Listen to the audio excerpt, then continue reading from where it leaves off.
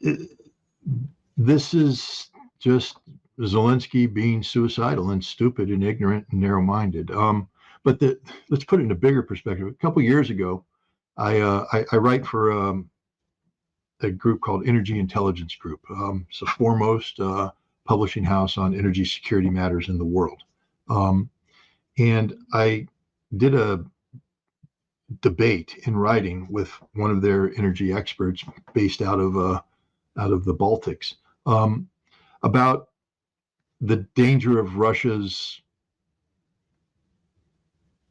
cheap Russian energy. And the argument that this other person made is that Russia can't be trusted, that if Europe allows itself to become addicted to cheap Russian energy, Russia will then use that to manipulate and control. And I said, no, Russia will never do that.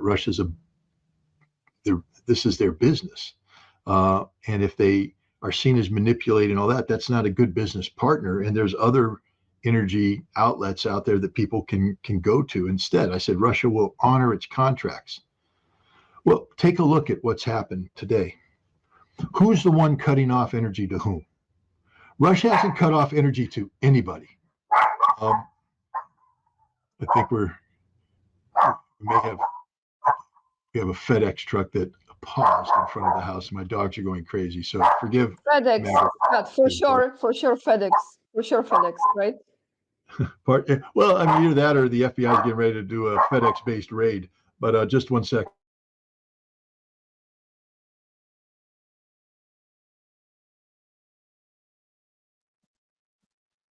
Thank you guys for watching. Please hit this like, okay. By the way. We're still here. But my point is, Russia didn't shut off energy to anybody. Russia didn't blow up the Nord Stream pipelines. Russia didn't shut down the pipelines going through Ukraine. Russia has encouraged the continued transfer of energy. Russia has honored all of its contracts. It's not Russia shutting things down. It's the West strangling itself.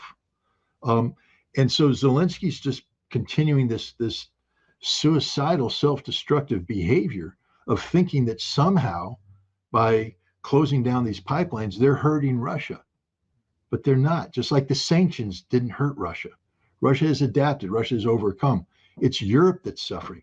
And so here we have Zelensky thinking that he's playing along with the party line, shutting things out. All he's going to do is billions of dollars of damage to Europe and billions of dollars of damage to him. He gets paid. And Russia, here's the thing about it. Russia has continuously met its obligations to pay the Ukrainians their transit fees, even during this special military operation. People are saying, come on, Scott, don't call it a special military operation. It's war. If it's war, Russia wouldn't be giving Ukraine $5 billion a year in transit fees. But Russia honors its contractual obligations. The West has totally misread Russia in this, totally misread Russia. And as a result, they just continue to commit suicide. Fortunately for Europe, Turkey has taken advantage of this self-destructive tendency on the part of Ukraine in Western Europe. Turkey, Russia has something called Turk Stream, and they have pipelines that bring gas across the Black Sea into Turkey. Turkey's becoming a major gas hub, energy hub, that will be directing this gas and oil into Europe through the southern corridor. And so whatever Zelensky thought he was going to accomplish by this will be undone by the Turkish vector. Again, this is just self-destructive, suicidal behavior. Why the West allows him to continue to do this is beyond me. I think at some point in time, there will be a solution to the Zelensky problem, and it won't be good for Zelensky. Yeah, there will be a study, kind of like Dr. Freud, another case that we never had before. Something of that nature, right, Scott? Psychologically. Like another book, how you study this kind of human being. Very interesting. But in one of the countries, can I just tell you one of the countries that will be truly affected with this? I don't know if they are connected to Turkish supplier or not. It will be Slovakia. I just want to say hello to everyone from the land of Mr. Fico, because what this country can do. in the position as it is, right? I mean, maybe with Turkey, I don't know how this works. Well, I think you're going to see that. I mean, Slovakia has borders with countries that will. There will be a solution to the Slovakian energy problem. Again, the Ukraine has been allowed to think that it is the center of the universe, that all of European security hinges on Ukraine, that Ukraine, as Zelenskyy says, Ukraine's one of the most important nations in the world when it comes to world peace and stability. That's just fantasy. That's just a delusion. Ukraine is one of the least important countries in the world. It has no importance whatsoever. It can be erased. The only importance we give it is to use it as a tool. The West gives it to use it as a tool against Russia. But when this war ends, Ukraine will be erased, and the world won't even hiccup when Ukraine disappears. That's a sad state of affairs. Scott, this is it for today. But before we end, I just want to encourage, well, first and foremost, I want to thank everyone who has purchased our book, because I know there are many people who leave the comments on my channel and who got the book already. The waiting time sometimes can be a little bit tricky, so don't be discouraged. Be happy that it's still there. That's what I'm telling you. Be happy it's still there, because you never know, especially with Amazon. So if you don't have this book, if you would like to support Scott and myself, this is the best way to do it, besides the much even more important aspect, and that is truly a book that will be a historical book, because no one is really putting this into history yet. So you have some facts and you have some true stories that is good to have. And also, thank you so much for all the reviews. We have 8 5-star reviews. To me, this is like really special. So thank you. Well, hopefully we'll get more. Look, I'll put this out there too. The Ukraine conflict could end this fall, but probably won't. One of the reasons why Russia is targeting the Ukrainian energy sector is to create the conditions for the socio-political collapse of Ukraine over the course of the winter. Ukraine can't survive the coming winter.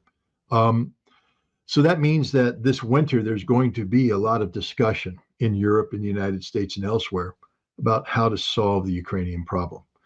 And this discussion, because it is political in nature, is going to be something that the constituents of the various governments involved will need to empower themselves with knowledge and information so they can better understand what's being said. This book that Ania and I have put out there is a digestible book. I mean, to truly understand Ukraine in a comprehensive way, we would have had to write a 10-volume set, 500 pages per volume. And that's an intimidating challenge for people to say, I have to read 10 volumes to understand what's going on. The way this book was written is that we have done a comprehensive coverage of this conflict in a very small package. This is an easily digestible book, but it's a book that will empower you with knowledge and information. At a minimum, it's going to give you enough information that you can begin to engage constructively in debates, dialogues, and discussions. You can use this book as a starting point to go off and find more. Remember, each chapter is linked to an interview like this one, where a whole bunch of other information was discussed. So this is the perfect book to give to people. So even if you have this book, understand the holiday season's coming up. And what better gift can you give to people than the gift of knowledge? And this book is indeed the gift of knowledge. And plus, remember, you're supporting Ania and you're supporting me. We put this out there because we want to empower people with knowledge and information, but it's also a way that we're able to continue doing what we do through you purchasing the book. So I don't ever feel comfortable doing this, but I would just say that if you want to support us and support this cause, one of the best ways to do that is to purchase the book. And if you purchase it for yourself already, go ahead and purchase a couple copies to give to people over the holidays, because this winter, I believe, is going to be a winter of reflection by many people. about what's going on with Ukraine and how to resolve this issue. And the book we've written is a perfect way to begin that kind of reflection. Thank you, Scott. And before, can I add one more thing to this? It's important. Thank you. Because as you remember, Scott offered me a while ago the book tour in the United States that I was, it was in the process of idea, right? So we could pull this together.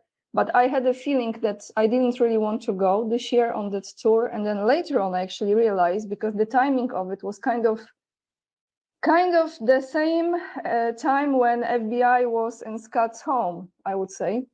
So again, I sensed something. First, I sensed the passport story. Then I sensed this story. Now I am sensing that next year we will go on a book tour.